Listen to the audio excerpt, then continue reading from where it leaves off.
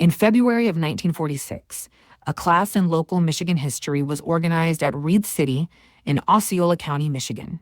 14 students, all women teachers, enrolled in and completed the history class.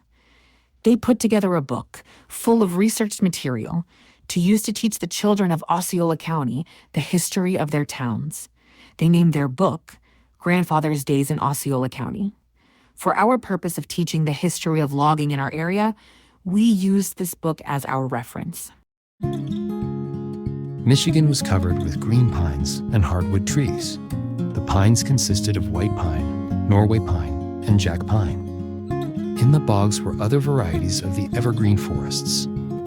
Chief among the hardwoods were oak, beech, maple, elm, yellow birch, hickory, walnut, butternut, and tulip tree. The Saginaw Valley alone produced from 31 to 32 billion board feet.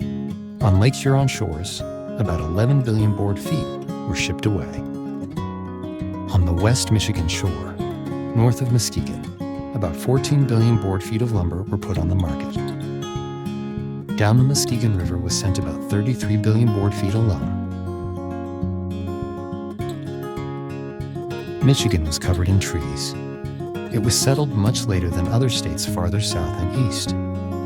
Groups of people first came to northern Michigan to harvest trees. Michigan was so far north that people were slow to get here. Wild, unsettled land was government land by virtue of the Indian treaties in the area in 1836. Congress tried to have it surveyed before the settlers and speculators rushed in to buy the land.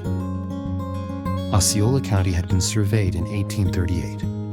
About this time, Michigan pine timber, which was soon to become known as green gold, began to attract lumbermen from Maine to New York. Within 10 or 15 years, by 1850, Michigan pine lands were being bought up by these lumbermen and by speculators. Additional roads were built in Osceola County by D. and E. LeBoeuf, and by G.L. and D.E. Wing, later known as the Everett and Osceola Railroad.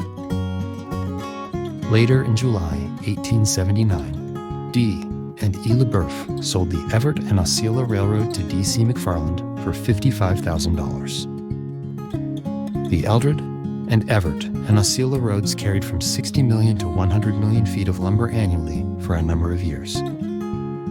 These short roads of Osceola County were good examples of how short-line railroads formed a network throughout the forests of Michigan to aid marketing the lumber of Michigan. Sawyer and Kellogg was one of the largest lumber camps in Osceola County. It was located about 5 miles southeast of Leroy. Mr. Sawyer came to Osceola County and purchased 3,000 acres of timberland around the year 1871. It took a year or more to get things started. The Timber Scouts blazed the trees which were to be cut. Roads had to be built. The location of the mill was an important question. Machinery had to be brought in and set up. Men selected to work. Crews organized. Shanties built in the camp. And many other supplies brought in before work began. Many skilled workers were hired for lumber camps. Between 40 and 100 men were organized into teams or crews. The choppers cut the trees and trimmed them. The sawyers came along and cut the trees into logs of equal length. Teamsters drove horses or oxen and hauled the logs into piles called decks. Swampers made the roads. Skidders handled the chain and helped shake the logs through the woods to the decks. Loaders helped the teamsters to load their sleighs quickly with logs. The logs were hauled to Sawyerville Lake, where they were measured by the scaler and stamped with the branding hammer of its owner. The men were dressed in much the same manner as men who work outside dress today. Soon the work began, and you would hear the loud cry, "Timber," warning the men to clear the way for falling trees. Quickly choppers removed the branches and moved to the next tree. After the sawyers had finished their work, a skidder rolled the log with his cant hook into the path for the teamster.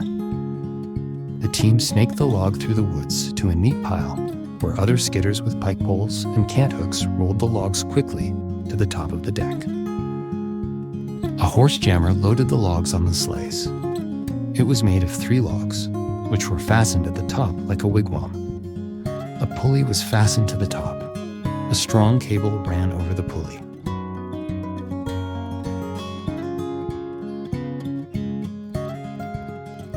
A cook's job was to feed 60 or more hungry men. At 4 o'clock in the morning, a big horn was sounded, and in 10 minutes everyone was up. In the barn, the boss hung up his lanterns and the teamsters fed, curried, and harnessed their horses for the day's work. The chore boy, usually an old man, split the wood for the day. Before breakfast at 5 a.m., everyone was ready for the day's work. The men washed in their shanties and then hurried to their places at a big table, where they found huge stacks of pancakes, platters of pork sausage, oatmeal, fried cakes, coffee, and sometimes maple syrup. During the winter, different companies had men cutting logs from separate tracks. These logs were unloaded on the riverbanks in piles called decks.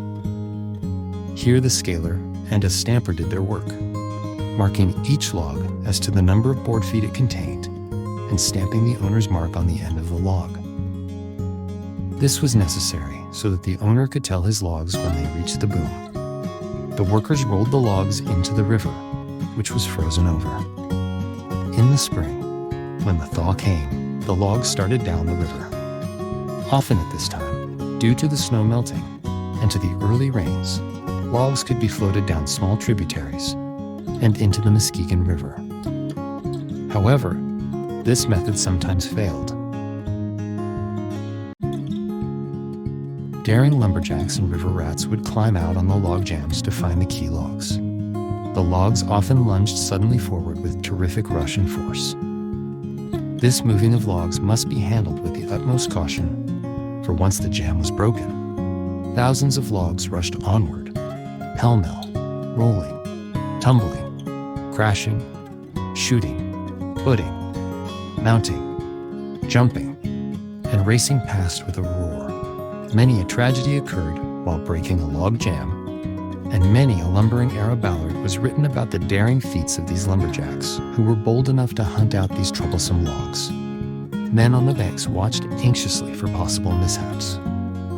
Sometimes a driver would get caught in this utter confusion and disappear under the madly heaving and rolling logs, the victim of an unsuccessful attempt to leap from log to log and to safety.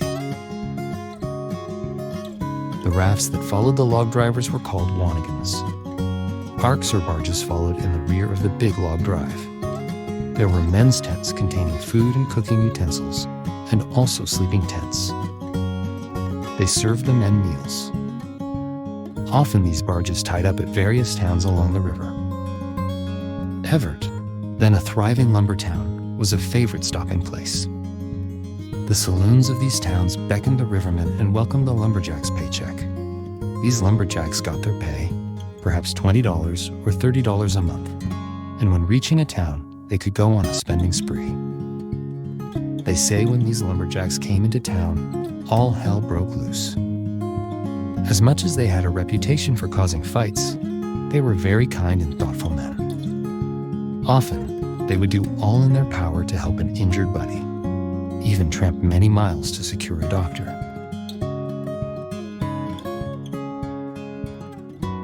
The logging in our area created jobs, as Reed City had about a dozen mills and factories, with lumber from logging needed for the shingle mill, flooring, sawmill, planing and box mill, wagon factory, doors, veneer, and shutters.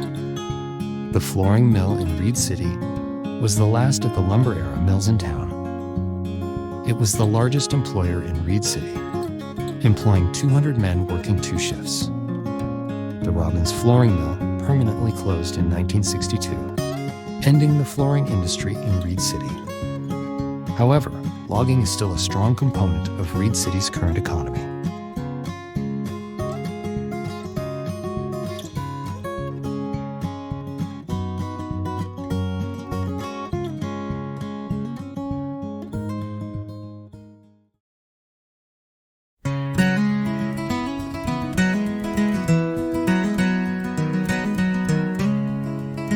On the banks of Muskegon's flow, Delos built camps in the pinewood glow. Doc and Tom, they ran the streams with roaring rapids and lumber dreams. White pines high, oh, they touched the sky. Axes swung as the saws did cry. Reed City called where the winds would roam. Hardwood crowns framed his home.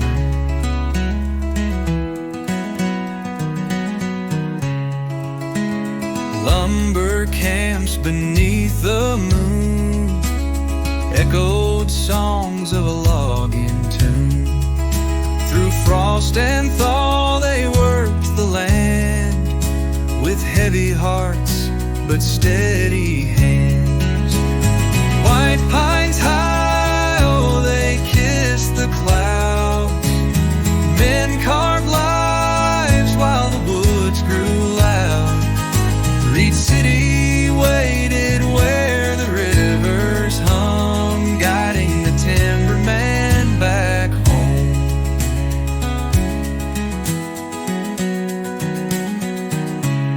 Rivers danced wild with timber loads as trails grew wide through borrowed groves.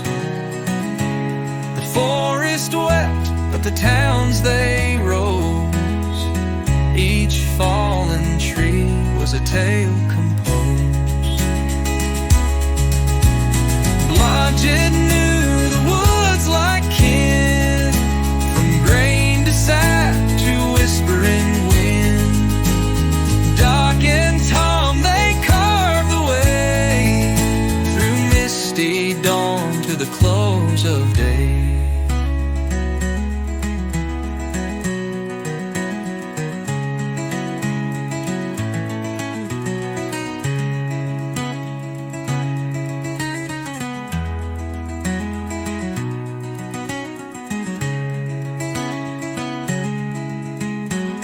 Blodgett knew the woods like kin, from grain to sap to whispering wind.